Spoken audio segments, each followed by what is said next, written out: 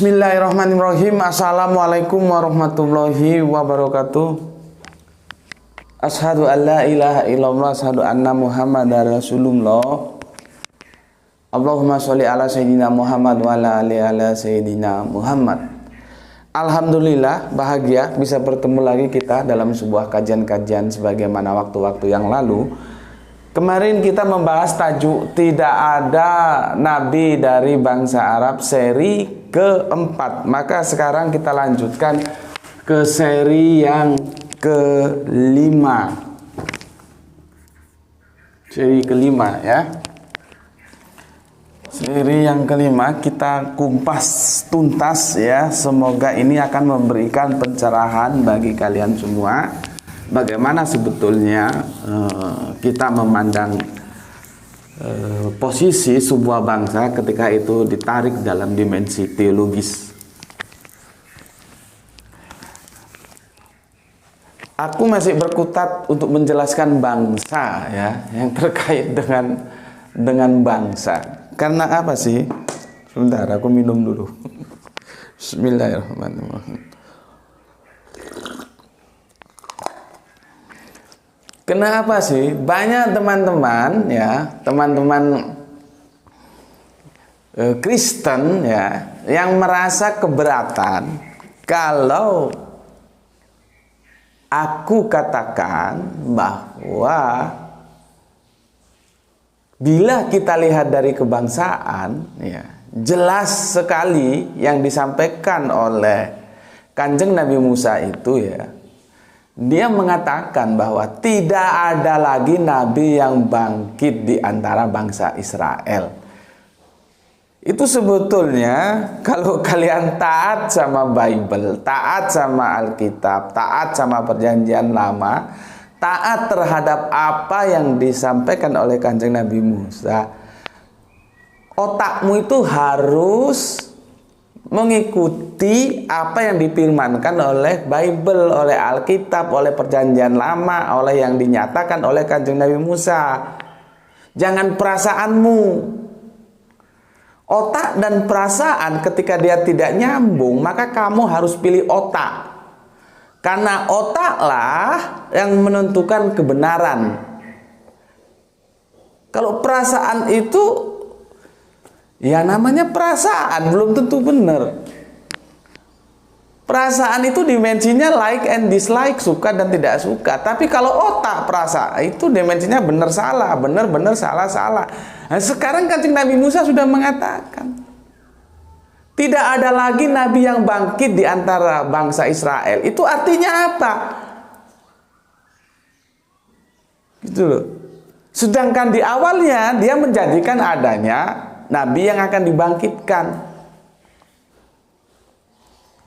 Jadi kalau kamu pandang ini secara holistik, tidak bisa tidak, dia akan menggiring kepada sebuah pemahaman. Berarti harus ada sosok, kita nggak perlu bahas nama lagi lah ya, supaya resistensi kalian tidak terlalu tidak terlalu, katakanlah kalau listrik itu tegangannya 220 ya, bukan 110 lagi ya. Ya itulah akibatnya kalian beragama dengan perasaan tapi tidak dengan logika atau akal. Kalau Anda tunduk dengan akal ya, informasi keseluruhan yang disampaikan dalam pesan perpisahan itu ya, itu mengisyaratkan harus ada nabi yang bangkit dan itu dari bangsa lain selain bangsa Israel, tetapi masih saudara Israel. Itu clear sudah.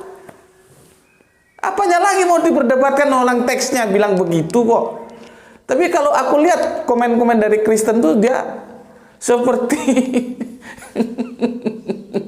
seperti ada yang memberatkan hatinya untuk menerima adanya kenabian, adanya terah kenabian yang itu dari bangsa lain. Itu loh. Di sini bukan berbicara suka dan tidak suka. Aku pun tidak ada hubungannya dengan Israel. Aku goyim, sama dengan kamu juga goyim. Aku tidak tahu hubungannya dengan Arab. Aku bukan bangsa Arab, aku bangsa Indonesia. Tetapi kan kita berbicara dalam konsep teologis, kita harus tunduk terhadap kitab suci. Itu masalahnya. Jadi otakmu itu sandarkan terhadap kitab suci, jangan perasaanmu. Itu loh masalahnya. Kebenaran itu ya dicari oleh otak, oleh nalar. Baru nanti kalau sudah ketemu kebenarannya, dijaga oleh hati. Itu yang namanya perasaan. Tetapi kalau beragama tidak pakai otak, langsung ke perasaan, ya begini nih jadinya. Perasaan itu nggak bisa untuk ukuran, karena dia relatif senang dan tidak senang, like and dislike itu perasaan. Tapi kalau otak itu bicara benar salah. Kalau dia benar, kamu mau senang mau nggak senang tetap aja benar. Ya. Itu kerja otak. Kalau kamu salah, baik kamu senang atau tidak senang, tetap aja dia salah. Itu kerja otak. Gitu. Ada orang sering mengatakan pepatah begini ya. Kalau orang sedang senang sama kita melakukan yang salah itu loh dianggap benar. Padahal itu salah. Kenapa? Karena dia sedang senang sama kita.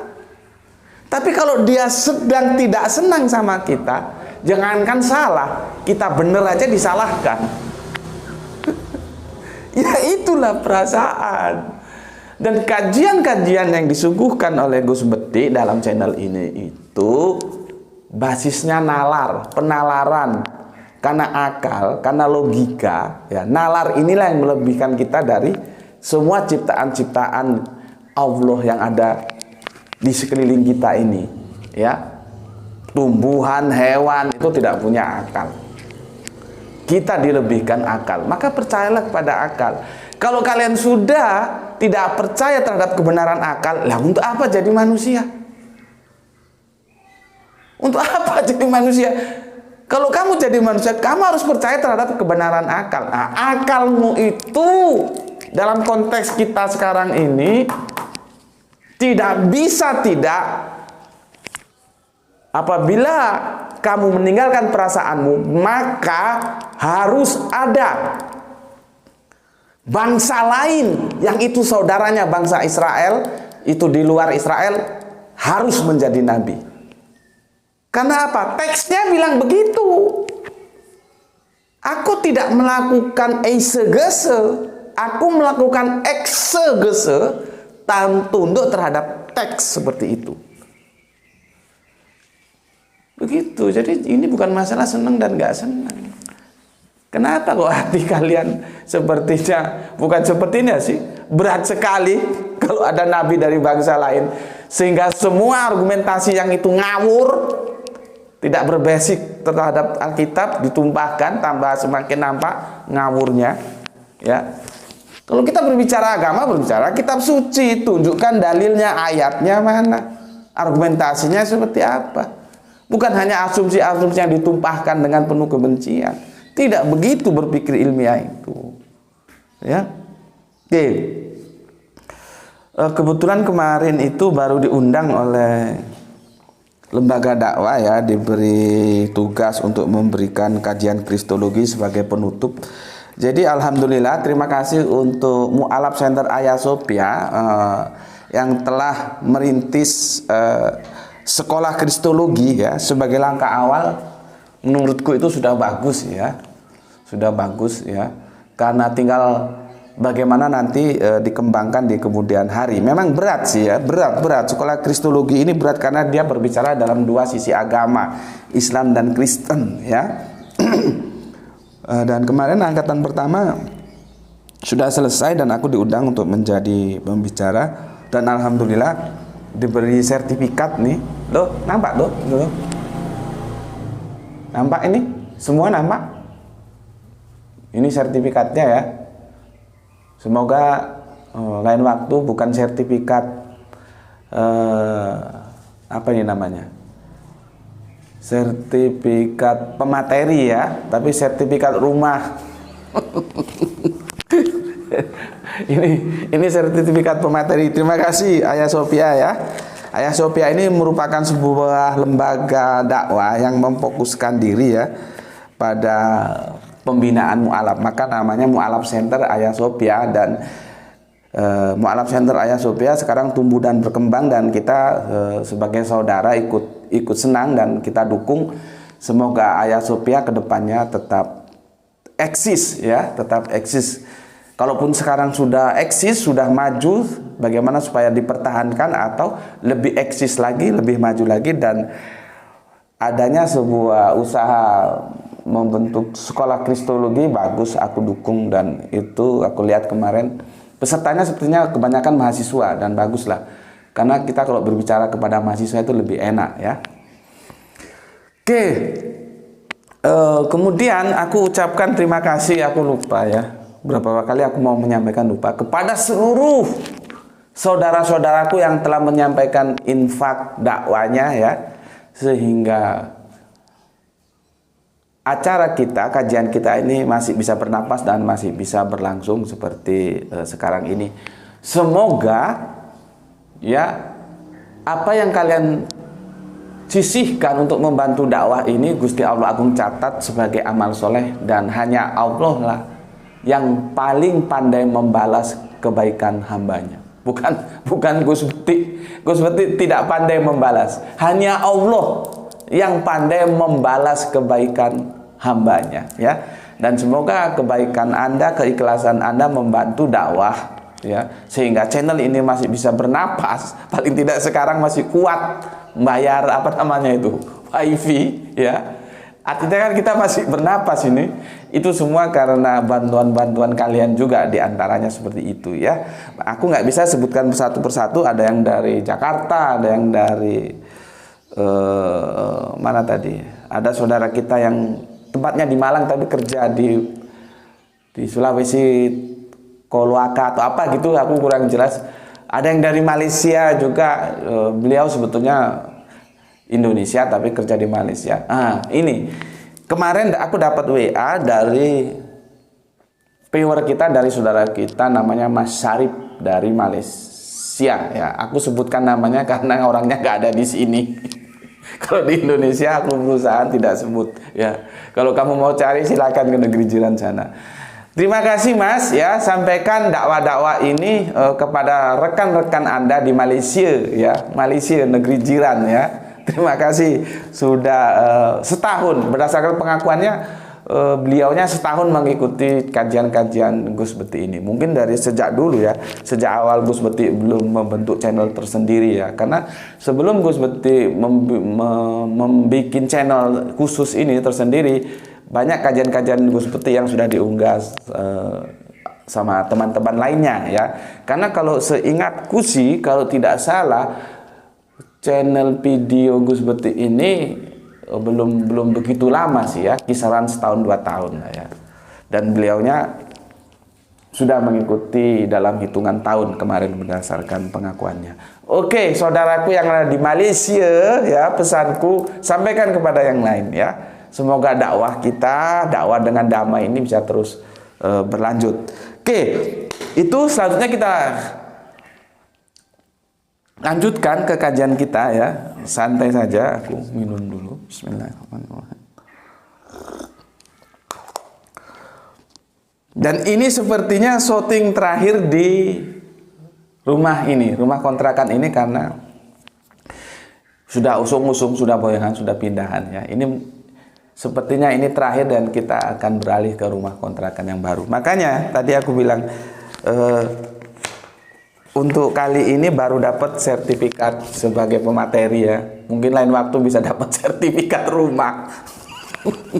Sehingga tidak usung-usung lagi. Usung-usung itu boyongan. Itu artinya bahasa Jawa itu pindahan rumah, boyongan, usung-usung.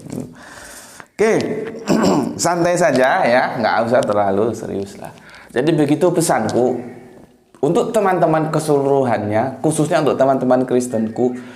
Runtuhkan perasaanmu supaya kamu tidak bebal, tidak tegar tengkuk. Kalau orang Jawa bilang orang dablek, dikandani ku nggak dablek. Ikuti apa kata Alkitab, ikuti.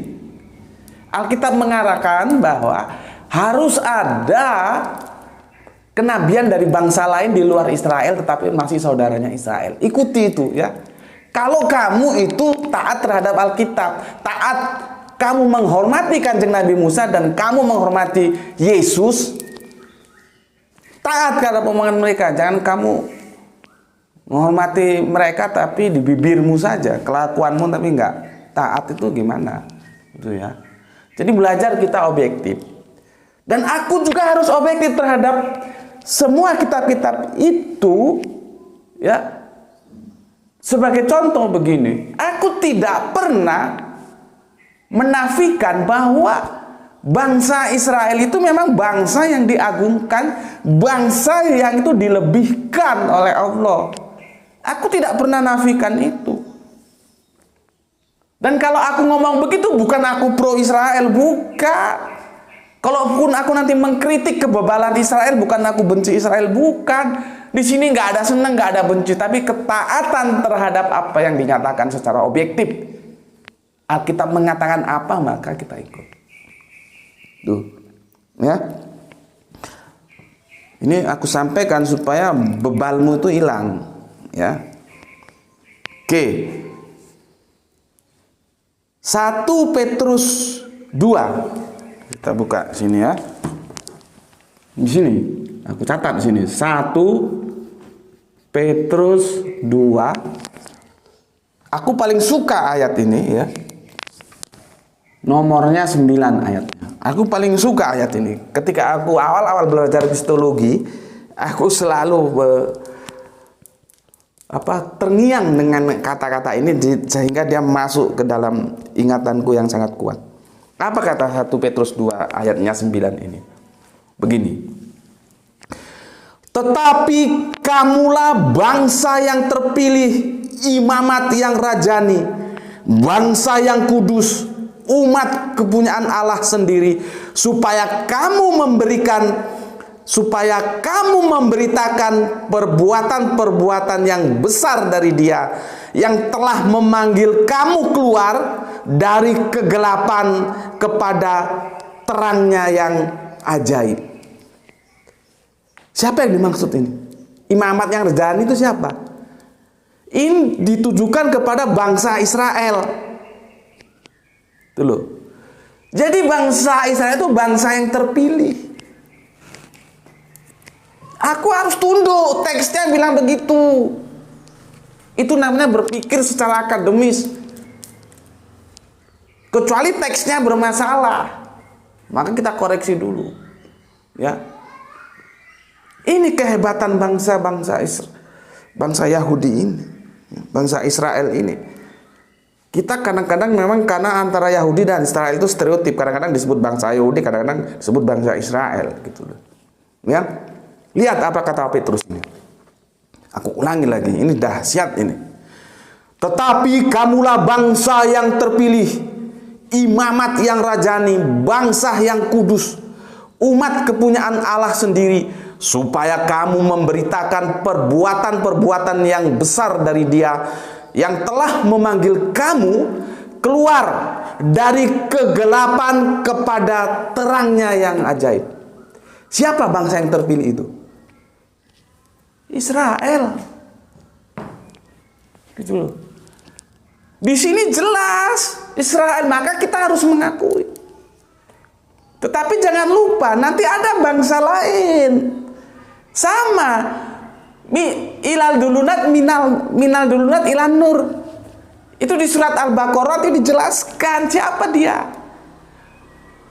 Yang aku bilang kemarin ya, ketika ya Ibunda Kartini ngaji kepada Yai Soleh Darat sana, akhirnya dia menulis buku Habis Gelap Terbitlah Terang.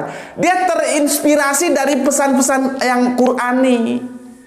Cuman karena perjuangannya Ibunda Kartini itu hanya dalam perspektif gender antara laki dan perempuan. Dia berbicara dalam perspektif kesetaraan gender antara laki dan perempuan. Tetapi sesungguhnya Al-Quran berbicara membawa dari gelap menuju terang itu dalam segala perspektif kehidupan.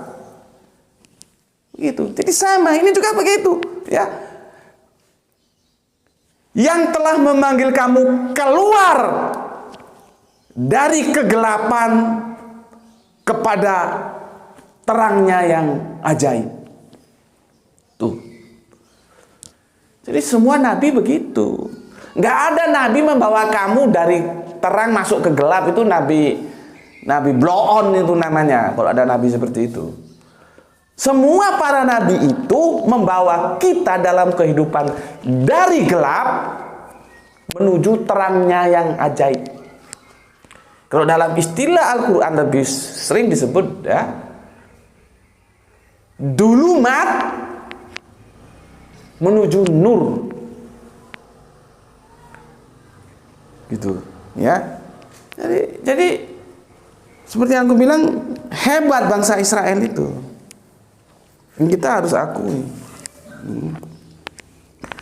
Oke, supaya kalian tahu bahwa aku tidak senang, tidak pilih-pilih, tidak pokoknya begini begitu, enggak. Semua bangsa kalau memang Allah bilang begitu ya kita ikuti begitu. Sekarang apa kata Paulus tentang apa kelebihan orang Yahudi itu? Maka bisa kamu lihat di Roma 3:2 ya. Roma 3:2 ya. Nih, banyak sekali di dalam segala hal. Pertama-tama sebab kepada merekalah dipercayakan firman Allah. Tuh, salah satu kelebihan orang Yahudi. Perikopnya begitu. Ya, kelebihan orang Yahudi dan kesetiaan Allah. Tuh baca di Roma 3:2. Banyak sekali dan dalam segala hal. Pertama-tama sebab kepada merekalah dipercayakan firman Allah. Memang kita harus akui, ya. Memang kita harus akui, memang begitu. Kepada merekalah pertama-tama dipercayakan firman Allah. Kita start dari kanjeng Nabi Ibrahim. Kanjeng Nabi Ibrahim itu ya, setelah menaruhkan putra kesayangannya Ismail di Makkah, di Arab ya, dan Ishak tetap di Palestina sana, Nabi Ismail selesai ya. Kanjeng Nabi Ibrahim, kanjeng Nabi Ismail menyampaikan ajarannya, selesai, istirahat dulu ya. Makanya ajaran-ajaran dari Allah itu diselewengkan, yang terus melahirkan Arab-Arab jahiliyah yang jelebo itu, jelek, bodoh itu ya. Jadi orang bodoh itu orang yang tidak mengenal ajaran Allah itu, Arab-Arab jahiliyah itu sampai bertahun-tahun kenabian tidak turun, karena kenabian langsung dari mulai Ishak, terus nanti itu lewat nabi-nabi dari jalur bangsa Israel atau Bani Israel ya. Yakob terus turun terus sampai terakhir nanti kanjeng Nabi Isa yang kalian sebut Yesus. Baru kemudian di abad 7 lah, abad 7 ya, kanjeng Nabi Muhammad yang dari bangsa Arab ini muncul. Maka benar kata si Paulus, kepada mereka pertama-tama firman itu dipercayakan, gitu loh. Jadi kenabian itu banyak yang datang dari rumpun bangsa Israel. Bangsa Arab itu ya cuman itu aja ya. Ismail, kanjeng Nabi Muhammad, sudah. Terus kurang apa kalian? Masih nggak terima? Mau diambil semua gitu? Hanya Israel yang berhak jadi nabi. Itu kan karepmu itu. Karepmu awakmu dewe. Sedangkan Allah tidak begitu. Kamu mau mengatur Allah atau Allah yang mengatur kamu? Ya. Itu kan karepmu sendiri kalau semua nabi itu harus jatuh ke bangsa Israel. Oke, itu sudah aku kutip bagaimana kelebihan bangsa Israel. Sekarang apa kata Al-Quran? Al-Quran pun dengan jujur mengatakan, tanpa tedeng aling-aling. Tuh, ya, nggak ada tedeng aling-aling dalam Al-Quran itu kejujuran. Quran surat Al-Baqarah, suratnya 2, nomornya 47. Ini catat ya. Jadi kalau ngomong itu ada dasarnya, ada argumentasi dalilnya, bukan asal jeplak, bukan asal nyocot ya, asal asumsi. Ini ya, kalau asal ngomong tuh orang di terminal, di pasar juga bisa. Itu ya. Jadi jangan kebencianmu terhadap sesuatu itu membuatmu menjadi bodoh. Bodoh itu ngomong tanpa dasar. Kalau soal berasumsi, apa sulitnya berasumsi? Ya. Aku ngomong gini tuh nggak marah loh ya, jangan dikirain marah. Ya memang gayaku begini, aku ingin dengan seperti ini kebebalanmu itu bisa hilang gitu loh. Daplekmu itu bisa hilang gitu loh. Kok dikasih tahu, oh ngerti gitu. Masalah kamu ikut atau enggak itu urusanmu, terserah. Orang merdeka-merdeka aja kok. Nggak ada kamu harus ikut, aku nggak ada. Terserah. Tapi setidaknya informasi yang aku sampaikan secara alkitabiah itu kamu ngerti dan kamu paham. Dan kamu akui itu. Kalau masalah kamu ikut atau tidak itu urusanmu, nggak ada urusan dengan aku. Kalau kamu bantah, bantah seperti aku mengajukan dalilnya. Seperti itu loh. Itu yang aku mau. Kalau aku lihat kan komen-komennya banyak yang ngawur-ngawur itu. Orang berbicara kenabian, dia bicara lain lagi. Ya. Oke.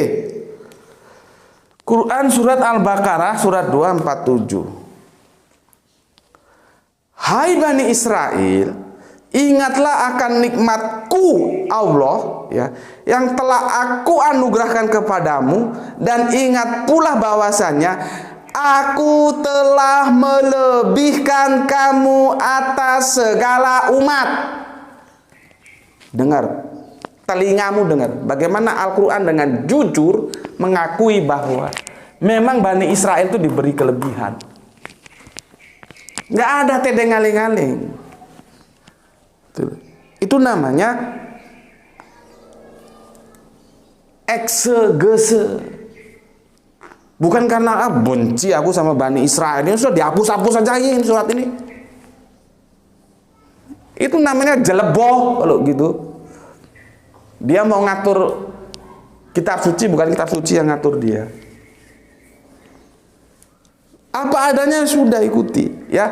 Quran surat Al-Baqarah surat 247 mengatakan, hai Bani Israel, ingatlah akan nikmatku yang telah aku anugerahkan kepadamu, dan ingat pula bahwasanya aku telah melebihkan kamu atas segala umat. Kurang jelas gimana Al-Quran menjelaskan? Seperti itu kan sudah clear gitu loh. Ya. Jadi sudah dijelaskan dengan sejelas-jelasnya. Bahkan aku tidak setuju dengan penafsir. Namanya penafsir itu relatif, boleh setuju boleh tidak.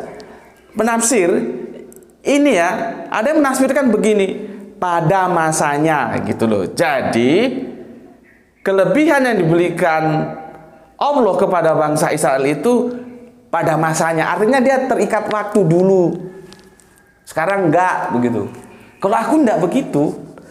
Ini berlaku umum dan terbukti kok sampai sekarang bangsa Israel itu masih menjadikan bangsa yang benar-benar tidak bisa kita pandang dengan sebelah mata. Dalam hal teknologi, ya, dalam hal ekonomi, ya, dalam hal seni. Kalau dalam seni siapa? Siapa itu namanya yang Charlie Chaplin. Ya. Charlie Chaplin itu diaspora Yahudi itu. Dalam hal teknologi siapa itu? Einstein. Itu Yahudi diaspora ini. Dalam hal ekonomi siapa lagi yang tahun 98 dia bisa mengguncang perekonomian dunia sehingga Indonesia resesi akhirnya terjadi suksesi. Ngerti suksesi nggak kamu? Kok nek goblok nggak roh suksesi ku ya apa? Makanya belajar apa suksesi itu. Ya. Belajar biar pinter. Ya. Tapi aku nggak sebut namanya. Kamu cari sendiri karena aku nggak tahu masih hidup apa sudah mati orangnya. Satu orang bisa menggoncangkan perekonomian dunia itu darah Yahudi dia. Bangsa Israel. Ya, diaspora itu orang Israel yang hidup di luar teritorial Israel, itu namanya diaspora. Ada yang di Jerman, kalau cari Celpin itu di Indonesia, di Eropa Timur juga aku lupa. Jadi enggak. Kalau menurutku sih ya, tapi aku tetap menghormati tafsiran-tafsiran saudaraku yang lain. Kalau menurutku sih ini kelebihan ini tetap berlaku sampai sekarang. Enggak hanya dulu saja. Ya. Oke. Kenapa aku tampilkan 3 ayat ini? Ya, itu sebagai bukti aku tidak antipati Israel, tidak. Aku juga harus taat terhadap apa yang dikatakan. Inilah 3 ayat ini yang menyatakan keunggulan bangsa Israel. Ya, jadi aku fair nih. Ya, nah sekarang aku tetap berkutat ke bangsa dulu ini ya, supaya kebebalanmu itu rontok, hilang, ya, terkikis, habis sama sekali. Sehingga kalau ada bangsa lain itu kamu bisa, nalarmu bisa, oh begitu ya, oh ternyata begitu, gitu loh, ya. Oke, pelan-pelan dulu, minum dulu. Udah berapa lama nih? Bismillahirrahmanirrahim. Belum lama kok, masih setengah jam. masih setengah jam. Oke. Itu kelebihan bangsa Israel ya. Sekarang kita lihat bagaimana karakter bangsa Israel ini, bagaimana ketika dia kan minta, dia di Gunung Horeb itu kan minta diturunkannya seorang pemimpin, itu loh. Dia minta diturunkan seorang pemimpin. Terus apakah bangsa Israel itu tunduk tidak terhadap sosok yang ini monumental sekali ini? Ya. Ini padahal datang dari bangsanya sendiri loh. Tapi penolakan mereka sangat-sangat keras sekali. Sehingga yang namanya Kanjeng Nabi Isa atau yang kalian sebut Yesus itu, kalau kita percaya terhadap hitungan sejarah ya, kalau kita percaya ini, kalau nggak percaya ya kamu harus mengajukan data lain. Kanjeng Nabi Isa itu mulai berdakwah usia 30 dan mengalami peristiwa yang katanya Alkitab disalib itu, katanya karena Al-Quran bicara lain ya, itu sekitar usia 33-an. Kalau kita hitung dari ini berarti dakwah Kanjeng Nabi Isa atau yang kalian sebut Yesus itu hanya berkisar 3 tahunan. Itu menunjukkan betapa beratnya, betapa bebalnya bangsa Israel itu, sehingga tidak manut, tidak taat, bukan hanya sekedar tidak naud dan tidak taat, bahkan memusuhi, menolak mati-matian kenabian Kanjeng Nabi Isa yang kalian sebut Yesus. Kitabnya bicara begitu. Makanya dakwahnya cuma 3 tahun. Jadi pertentangannya sangat kuat, gitu loh ya. Oke, sekarang bagaimana kita lihat tegar tengkuknya bangsa Yahudi, bangsa Israel menolak Yesus. Ya, ini satu sisi tadi ya tentang keunggulan Israel. Hapus ini. Cek. Satu sisi lagi. Matius 15 Nanti dilanjut Markus 7:6. Ya. Oke, apa kata Matius 15:8?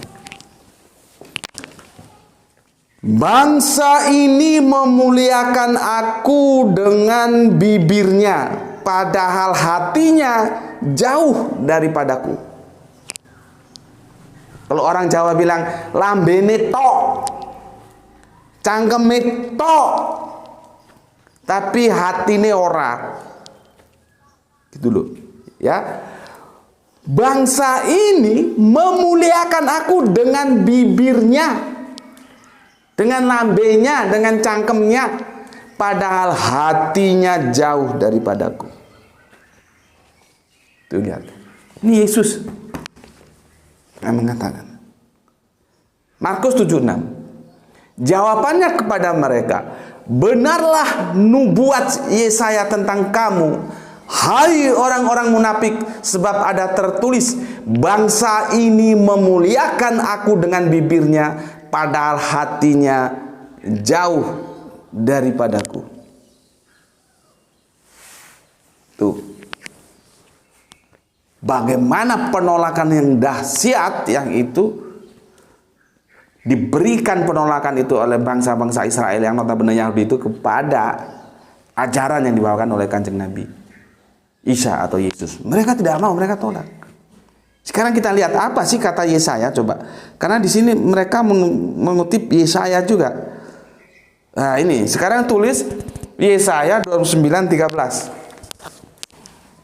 Ya. Ternyata sudah dinubuahkan di Yesaya ya 29:13. Ya.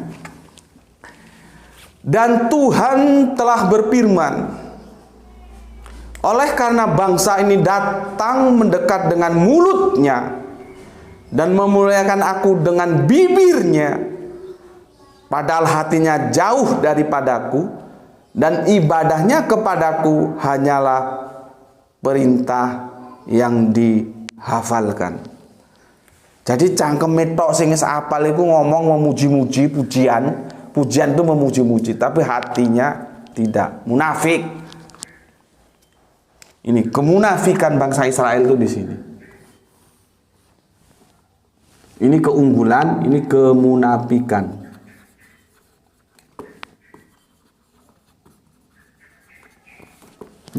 Kemunafikan bangsa Israel. Tuh, ya. Oke, sekarang kita lihat. Setelah itu apa yang dipesankan Yesus atau Kanjeng Nabi Isa? Supaya kalian tahu, ya. Sehingga ada sebuah kata-kata yang itu nanti aku akan sampaikan ke kamu. Kalau aku membaca itu dengan sepenuh hati, gimana ya? Merinding. Kalau aku membaca itu dalam kejiwaan yang penuh menjiwai, ya, itu merinding aku. Sampai iba membayangkan bagaimana beratnya perjuangan dakwah Kanjeng Nabi Isa itu menghadapi tegar tengkuknya bangsa Israel. Oke, kita sekarang lihat. Kok di sini masih bisa, lihat? Di sini bisa. Di sini dua ini bisa ya. Oke, lihat ya. Atau di sini aja lah. Matius 21:42. Ya. Nampak sini ya? Matius 21:42 ya. Nanti dilanjutkan ke Matius 21:43. Pilihan katanya bagus sekali di sini ya. Narasi sastranya bagus sekali. Kita baca begini. Kata Yesus kepada mereka. Siapa mereka itu? bangsa Israel, orang-orang Yahudi. Itu ya. Aku ulangi.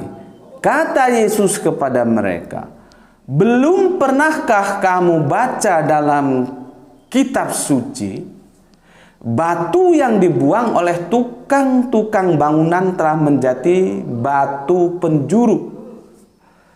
Hal itu terjadi dari pihak Tuhan, suatu perbuatan ajaib di mata kita. Coba. Manis sekali kan ini rangkaian kalimatnya. Jadi ini orang Kristen juga supaya tahu, jangan hanya nyocros saja bilang batu. Dalam kekristenan juga batu itu ada. Dalam nanti keyahudian itu ada Edgar Sahaduta. Di sana Yakob itu membuat seperti batu apa gitu namanya, batu untuk peringatan seperti katakanlah apa aku lupa, tugu gitu ya.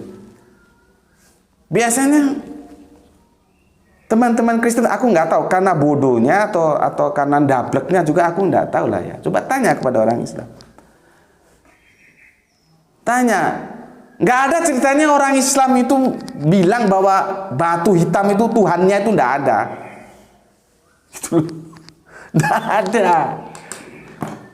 Dalam sebuah kisah dikatakan, ya, ini jangan main-main sama Umar bin Khattab. Umar bin Khattab bilang, hai batu, kalau aku nggak melihat Rasulullah menciummu, aku tidak menciummu. Kamu hanya batu. Gitu loh. Jadi tidak ada yang namanya orang Islam batunya itu, Tuhannya itu batu hitam. Tidak ada. Sesuatu yang dicium itu bukan berarti Tuhannya. Kamu coba ngomong begitu di depan orang Yahudi sana. Tuhannya itu tembok ratapan. Kenapa dicium-ciumnya? Kalau nggak kepalamu tuh dijedor pakai M16. Kenapa? Militer dari Israel itu didukung Amerika. Dia nggak mungkin pakai AK-47. Ya. Jadi dia pakai saingannya AK-47 itu di dalam, ini berbicara bisnis senjata loh ya. Bukan perangnya ya, tapi bisnis senjatanya. Meskipun aku pernah baca, akhirnya Kleinoscope itu menyesal dia. Padahal sejarahnya bagaimana dia mendesain AK-47 itu memerlukan perjuangan yang sangat panjang. Pernah ditolak dan akhirnya sukses. Dan diproduksi massal. Jadi Kleinoscope itu orang yang tertolak dulu. Dia serdadu perang karena cacat perang, akhirnya dia masuk yang awalnya bengkel di sebuah stasiun kereta api, dia masuk bengkel, panas dia, senjata kita harus canggih supaya bisa menang perang dengan Jerman. Dia ajukan desainnya, prototipe-nya, tapi ikut lomba, kalah, ditolak terus. Tapi akhirnya dia tidak putus asa dalam kekalahan, dia berjuang, akhirnya diterimalah desainnya dan produksi secara massal dan dikasih nama AK-47. Automat Kleinoscope, itu orang Kleinoscope. Dan menurut statistik paling banyak membunuh orang itu AK-47. Disitulah Kleinoscope yang dulu sangat berharap desainnya diterima, akhirnya dia menyesal. Kalau begitu lebih baik dulu nggak bikin AK-47 lah, gitu. Ya, begitu. Nah, Israel itu tidak pakai AK-47, dia pakai M16-nya Amerika punya. Makanya kalau kamu ngomong orang Yahudi, orang Israel itu Tuhannya tembok ratapan yang dicium-ciumnya itu, kepalamu tuh dijedor sama dia. Jadi otak itu dipakai, yang dicium tuh bukan berarti dia Tuhan. Sama dengan kalau aku beli handphone ya, saking senangnya karena nggak mungkin handphone itu bisa terbeli dengan nilai yang 3 atau 4 juta itu ya. Saking senang aku cium-cium. Terus apakah ini terus jadi Tuhan? Kan ya enggak. Mencium itu tanda kecintaan gitu. Jadi kamu supaya tahu bahwa dalam kekristenan batu-batu itu juga menjadi pembicaraan. Contohnya di surat ini. Matius 2:42. Ya. Oke. Sekarang yang Matius 21:43. Sorry, tadi 21:42, bukan 2:42. 21:42, sekarang 21:43. Ya. Apa kata Yesus? Sebab itu aku berkata kepadamu bahwa kerajaan Allah akan diambil daripadamu dan akan diberikan kepada suatu bangsa yang akan menghasilkan buah kerajaan itu. Yesus loh yang bilang. Kamu taat gak sama omongannya Yesus? Ini Yesus yang bilang. Katamu Yesus itu Tuhanmu. Ini Tuhanmu ngomong nih. Ikut gak?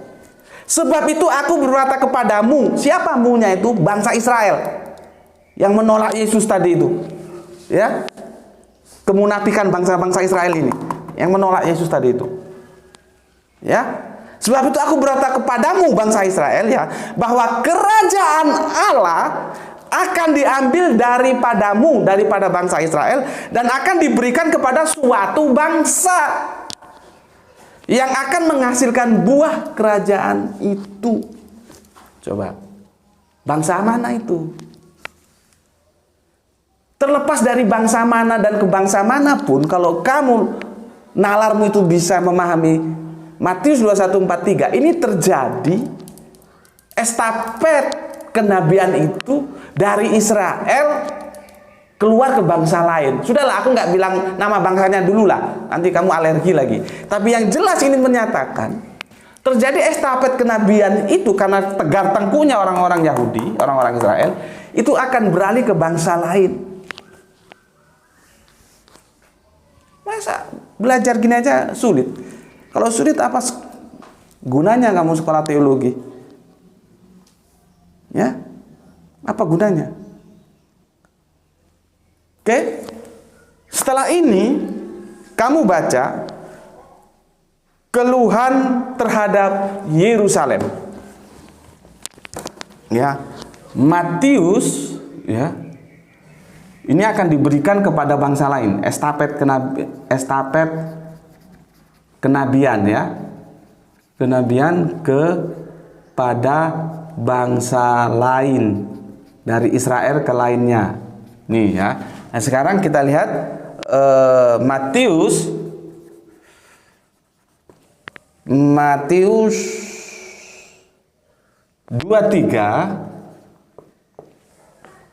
37 sampai 39. Ya, keluhan terhadap Yerusalem. Ketika Kanjeng Nabi Isa yang kalian sebut Yesus sudah berusaha semaksimal mungkin dalam dakwahnya, ingin menyatukan, ingin mengembalikan orang Israel supaya kembali dalam ajaran yang benar, tapi mereka menolak mentah-mentah. Bahkan kalau menurut cerita Bible, bukan hanya menolak, membunuh Kanjeng Nabi Isa yang kalian sebut Yesus, ya. Tetapi Al-Quran datang membela. Bukan Kanjeng Nabi Isa, bukan Yesus, hai orang-orang Yahudi. Bukan Yesus yang kamu bunuh, tapi orang lain. Ya, makanya kemarin ada guyonan, ya. Kejahatan paling tinggi itulah kejahatan manusia ketika dia berani membunuh Tuhan. Itu kemarin ada yang mengunggah gitu di Facebook, ya. Jadi kejahatan pembunuhan yang lebih kejam, yang lebih mengundang sebuah keheranan bagaimana manusia bisa membunuh Tuhan itu loh. Tapi bagi orang Israel itu tidak mengherankan, karena mereka tidak menganggap Kanjeng Nabi Isa itu Tuhan. Dalam kekristenan lah dia menjadi Tuhan, yang namanya apoteosis. Ya, nanti kamu belajar istilah apoteosis. Apoteosis itu menjadikan Allah yang bukan Allah. Ya. Oke. Aku pernah baca ayat ini ketika aku diskusi dengan temanku dari Baruk Ministry, ya, di Bali, di salah satu hotel di Sanur sana, ya. Dan memang pada waktu itu Arimatea Bali yang mengerins rencana itu, ya. Karena Bali belum lama dari itu sedang hangat-hangatnya, ada tragedi kemanusiaan yang siapapun kita harus mengutuk itu, ya. Kok tiba-tiba ada diskusi lintas agama, Islam, Kristen. Waduh, itu intelnya yang jadi panitia kasihan, bolak-balik ditanyain intel. Tapi ya karena kita berpijak, enggak Pak, ini kita berpijak pada kaidah-kaidah ilmiah, artinya kita saling memahami Kristen bagaimana, Islam bagaimana. Alhamdulillah akhirnya diskusi itu bisa selesai sampai awal, dari awal sampai akhir ya, maksudku bisa selesai dari awal sampai akhir, meskipun panitia berjibaku karena intel itu bolak-balik tanya, ganti orang bolak tanya, ada berapa intel tanya. Setelah kita jelaskan, oh enggak Pak, ini kita diskusi secara akademik kok, tidak seperti yang dikira, tidak gitu. Kita saling menghormati kalau ada perbedaan. Akhirnya ya alhamdulillah setelah dijelaskan begitu, karena pada saat itu Bali sedang hangat, sedang terjadi tragedi kemanusiaan yang kita dari siapapun kita tidak setuju ada tindakan teror seperti itu, karena tidak ada satu agama pun yang mengajarkan teror seperti itu. Ya, cuman masalahnya kan dunia informasi ini sudah kacau balau, sehingga kita harus pandai menyaring antara berita yang benar dan berita yang salah. Tapi intinya kita semua tidak setuju ada tindakan kekerasan seperti itu. Ya, jadi ketika peristiwa itu masih hangat, Arimatea Bali, aku diundang untuk jadi narasumber di sana, dialog dengan Baruk Ministry, teman Kristen kita dari perkumpulan Baruk Ministry, yang mereka itu gini punya, jadi pakai baju koko dan yang cewek juga pakai jilbab, semua tertutup, cuman wajah tidak, hitam putih. Jadi kalau kita lihat tampilan dijejerkan, yang mana Islam mana Kristen nggak jelas, karena sama pakaiannya, sama-sama pakai jilbab, sama-sama pakai baju koko. Ya, karena mereka Baruk Ministry itu perspektifnya Kristen Arab. Ya, itu tahun berapa aku lupa. Dan aku bacakan ayat ini. Dan audien yang datang itu, disitulah aku pertama kali ketika kita mengadakan diskusi lintas agama, bisa dikatakan 50-50 audiennya, yaitu dari teman saudara-saudara Kristen kita juga banyak. Meskipun itu Kristen dari berbagai kelompok ya, karena Kristen juga kan banyak kelompok-kelompoknya itu ya. Tapi acara itu berlangsung sukses, dan aku bacakan ayat Matius 23, 37 sampai 39 ini. Dengan sepenuh hati aku membayangkan bagaimana beratnya perjuangan Kanjeng Nabi Isa untuk menyampaikan ajaran dari Allah ini yang ditolak begitu keras. Nih aku bacakan. Ya. Aku bacakan sebentar, aku cari dulu. Berapa waktunya nih? Berapa? Waduh, belum 1 jam ya, masih ada 8 menit. Oke, sabar ya saudaraku, aku carikan dulu supaya kalian mengerti dengan penuh ya. Kalau sudah mengerti dengan penuh, tidak lagi berat menerima kebenaran, bahwa yang benar itulah benar, yang salah itulah salah, nggak ada suka atau tidak suka ya. Oke, aku bacakan. Ini sastrawinya juga tinggi banget ini ya. Perikopnya adalah keluhan terhadap Yerusalem. Begini katanya, Matius 23, 37. Yerusalem, Yerusalem, engkau yang membunuh nabi-nabi dan melempari dengan batu orang yang diutus kepadamu. Berkali-kali aku rindu mengumpulkan anak-anakmu, sama seperti induk ayam mengumpulkan anak-anaknya di bawah sayapnya, tetapi kamu tidak mau. Lihatlah, rumahmu ini akan ditinggalkan menjadi sunyi. Dan aku berkata kepadamu, mulai sekarang kamu tidak akan melihat aku lagi hingga kamu berkata, ya, diberkatilah dia yang datang dalam nama Tuhan. Tuh, keluhannya. Bagaimana keinginan Kanjeng Nabi Isa yang ditolak mentah-mentah. Ya. oleh bangsa Israel. Sehingga dikatakan bahwa rumahmu akan sepi. Dia beralih kemana? Ke Makkah. Diramaikan dengan apa? Haji. Ya. Lihatlah rumahmu ini akan ditinggalkan dan menjadi sunyi. Gitu. Ya. Dan aku berkata kepadamu, mulai sekarang kamu tidak akan melihat aku lagi hingga kamu berkata, diberkatilah dia yang datang dalam nama Tuhan. Apa intinya di sini? Bismillahirrohmanirrohim. Itu dia. Atas nama Allah. Tuh. Jadi ini mengatakan bahwa era Yerusalem sudah selesai, akan ditinggalkan menjadi sunyi. Karena apa? Bangsa Israel menolak. Ya. Lihat kalimatnya. Yerusalem, Yerusalem, engkau yang membunuh nabi-nabi dan melempar dengan batu orang-orang yang diutus kepada kamu.